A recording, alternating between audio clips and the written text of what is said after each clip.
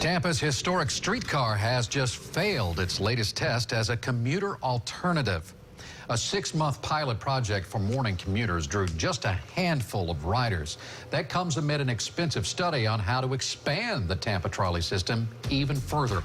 You paid for it, and that's why Mark is on it tonight. And the results of this commuter study really isn't surprising you, is it? Not at all, Keith. Unfortunately, we investigated this back in January and came up with very similar results. Now, the question is, where does the transportation system that Hart calls a streetcar named Heartbroken go from here?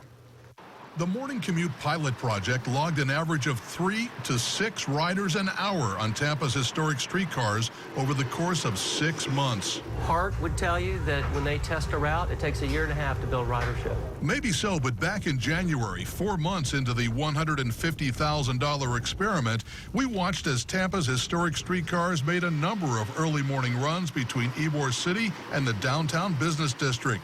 We didn't see so much as a single rider on board. That experiment cost $14 per rider, less whatever they paid in fares. Well, when you're trying to establish ridership for transit, sometimes you have to do things like that. This experiment is one of 4 studies in recent years designed to figure out how to make the streetcar system more successful and less of a drain on taxpayers. Streetcar fares account for about 1/3 of the operating cost. Local taxing districts fund the rest, and millions of federal tax dollars paid to build the system in the first place. What's it going to take to make this streetcar system successful?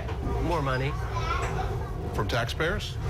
From somebody. Now there is an ongoing study costing you $1.6 million that's focused on future expansion of the system. Part of that study involves community brainstorming sessions that started earlier this month. Is there any point where the city says, okay, we tried, this was a valiant effort, it was a novel idea, it was a pretty cool thing, but we just can't make the numbers work, we have to stop doing this? Absolutely not. Absolutely not.